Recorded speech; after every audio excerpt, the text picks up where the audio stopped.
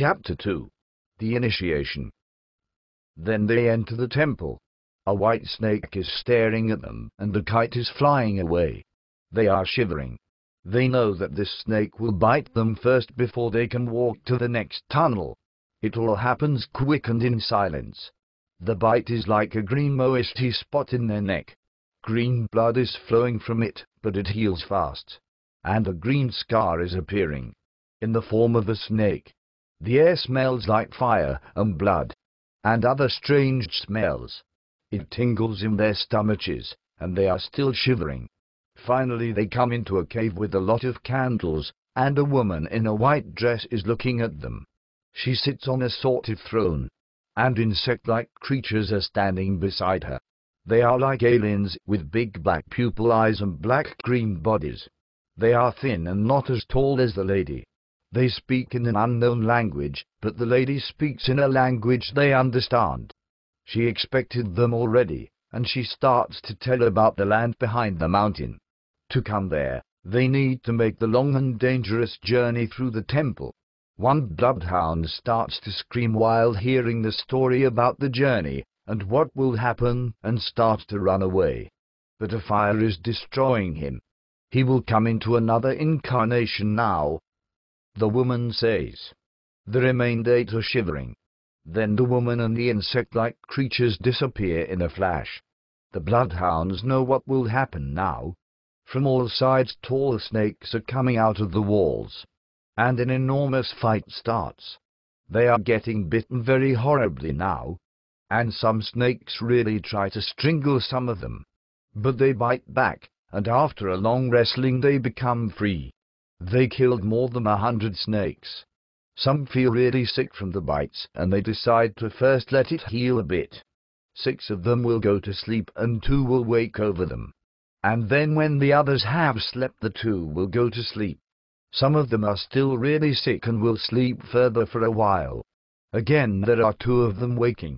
Then suddenly they hear loud and piercing screams.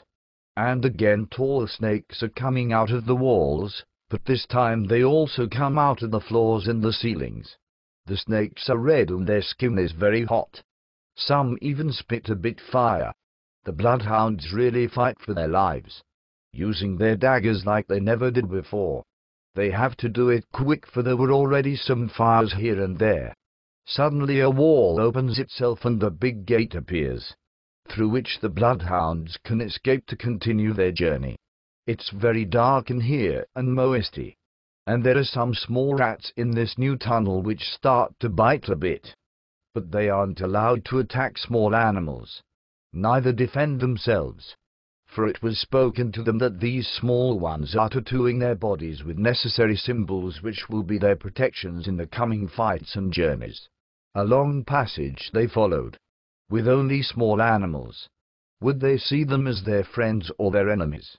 The bloodhounds, avoiding the luring shadows of assassins, avoiding the luring shining armors, avoiding atmospheres too thick. They heading for the land behind the temple, the land behind the mountain. Feeling every wound is a mark of magic. It was like their bodies were covered by old books, alphabets of pain. Shadows of business tried to lure them to return to the path behind them, to start a business there for coming passengers. But they were avoiding these signals. They weren't businessmen. They were discoverers. Their eyes were wild. Suddenly they came into an enormous cave sea. They knew they had to swim to the island in the middle of the sea. There some important initiations would take place, so that they could continue the journey. They had to stay there on the island for about 10 days. They had to swim for hours, and they knew there were dangerous animals in this sea. Suddenly a spirit called Columbus appeared, glittering in the sea. He was only staring at them for a while, and then he disappeared. They began to swim, and in the distance they saw a group of wild sharks. They were jumping like hell, and the bloodhounds started to shiver in terrible fear. The sharks began to come closer, and they knew they could never pass them by like this. Suddenly Columbus came back and destroyed the sharks by his lights and magical powers. He said, I will take the sharks. You will take the others. And then he disappeared. What would he mean by the others? They asked themselves. They started to swim further, with a little light of hope inside. They felt little flames spreading through their bodies, giving them new strength. Suddenly they were surrounded by crocodiles. A wrestling started. Columbus had drawn a circle of light and flames around this fight, and destroyed every shark who wanted to enter this circle. This circle would protect the bloodhounds against the sharks during this water passage. It seemed the sea wasn't as big as they thought. It looked more like a cave river now, and they began to feel a certain peace and rest inside. The crocodiles were very simple to defeat, for these animals were already very weak. They wondered what the cause of this was. Maybe by sharks, or other predators. But as closer they came to the island, the crocodiles they met were stronger, and horrible fights started to happen. And the bloodhounds started to become really tired. One of them was almost drowning, so two of them took him on their back, while the other 5 were swimming around them protecting them. They had defeated the crocodiles, and they hoped they wouldn't meet another group. Suddenly they heard a voice saying, "Eat the meat." They started to eat the defeated crocodiles, and they realized that their strength came back like never before. Even their tiredness disappeared. Then the voice spoke again saying, "You are only allowed to eat the meat of attackers." The crocodile meat was very sour and let their blood turn green, very hot green. Their skins were almost burning. Then the voice said, "Now take as much meat on your back as you can and swim to the island." Finally they reached the island. There were no enemies in their near surroundings. It was very peaceful. Now they would stay 10 days on this island. The voice spoke, "Now gather the meat and eat it when you need it." Suddenly the white rabbit was standing before them, smiling, and then he disappeared. They knew they were on the true path. While they went deeper into the forest of the island, they had to fight against monkeys and panthers. The meat they brought to the place where they gathered all meat, near the sea in a small cave. The panther meat gave them black blood and red eyes, a very hot breath, like they were on the edge of spitting fire. They loved this food. While they went deeper, they felt deep feelings of suspense, like the atmosphere was getting charged with terror. Strange threatening smells of blood and meat. But they knew they had to go through this. Suddenly an enormous lion was standing before them, roaring and attacking. It was a horrible fight. The lion was very strong, and the bloodhounds started to run away, while one bloodhound was in the mouth of the lion. They realized that one of them was still with the lion when they were outside the forest again. But the voice spoke, "You first have to eat more meat. You cannot return to the lion now." The lion was roaring and had one bloodhound in his mouth. He took him away to his den, at the other side of the forest. The bloodhound was bleeding horribly. He was in a shock. When he came to consciousness, the lion was sleeping, and he wondered why he was still alive. He took his dagger to kill the lion, but a voice spoke. "Don't do it." He asked, "Why not?"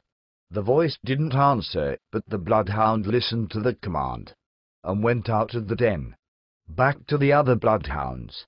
They were sleeping, and he started to eat the meat. He was still bleeding heavily. When he took the monkey meat, he realized the bleeding stopped, and his wounds started to heal very quickly. He felt his skin was becoming very tough and flexible. He took his knife to test his skin, but no wound appeared. A voice spoke, "From now on, only the sharpest teeth can cut you." When the other bloodhounds woke up, he started to tell about what happened and what the voice spoke to him. They weren't allowed to kill the lion again. They went to the forest. Everything was so quiet and peaceful. When they reached the other side of the forest, they saw the lion again. He walked towards the bloodhounds, and began to speak in an unknown language. The bloodhounds realized that the lion wasn't about to kill them, like he didn't kill the bloodhound in his den. The voice spoke, "Not all attackers have the same intentions. Not all attackers are the same. This lion lost his child long ago by terrorizing bloodhounds who killed it. He attacked you because he thought you were the ones killing his child. But later he found out you weren't the murderers. The bloodhounds wondered how they would know the difference. Their voice spoke again. From now on, look in the eyes of your attackers, and when you see a red bloodhound in their eyes, don't kill them, for they won't kill you. Just show them the lion scar on your hands and they will let you go. Suddenly the lion scar was appearing on their hands. It was the mark of that what happened between them and the lion. They were standing before the sea of the other side of the island. But they had to wait until the 10 days were over. Then they would be in the position to defeat sharks. Finally, when they wake up on a morning, they are prepared to cross the sea. They don't feel any fear towards the sharks anymore. The battle starts. They are good wrestlers. These bloodhounds. Also in sea. It gets fast like a train, and before they realize it, they are on the other side of this sea. The shore's full of shark meat. They can't wait to eat it, wondering what will happen inside. It's like golden threads and webs growing inside. It's like a feast. Like they are coming in touch with their pride again. Deep inside, they feel fluids entering their bones, strengthening and straightening them again. Deeper, they feel themselves like kings of the sharks now. And they eat fast. And deep. It's like golden meat. And it's like new dishes are struck in their heads. They decide to continue their journey, carrying as much of this shark meat as they can on their backs. Shadows of feasts, arts and circuses lure them to stay where they are, to build a big party, and to do the jester's business, to rule over this past area. But they are avoiding it and pass on. On this new land they have to fight new dangers. They need to pass on. They feel a deeper hunger inside. Something they can't describe. There are insects of enthusiasm here, wanting them to stay and look back. Building parties on this new land. But they know they need to pass on. Some insects start to attack when they won't listen to their speeches and ideas. But they feel like they are immune, and pass on, without using their daggers. These insects are tall, and some are very big. But the bloodhounds don't use their daggers and shields. They feel tired, and indifferent, only caring about that strange hunger deep inside, which makes them so immune. Their voices of enthusiasm start to slide away, to make place for a new passion they didn't know before. It makes their hearts like drunk. They start to discover a world of energies inside their hearts which projects itself on the path they have to go. They feel they are getting more and more too tired to stand on their feet, like they are stung by a fly from a strange land. And it's like they are sinking into the ground, to a new way of sensory information. They are now guided and protected by deeper passions and hungers. They don't respond to the mockers of this new sleep anymore. Their reflexes are broken off. The fly made them immune. Yes, they are rooted in water, tighter than ground. They are rooted in a new sensory experience which speaks to their mind. It's like a new drug, a new medicine. They are so drunk. These bloodhounds. Although they don't know where they are anymore. They sink deeper and deeper. To the land behind the curtain. Where another dream will start. It's like they don't fight for it anymore. They just float towards this magnet.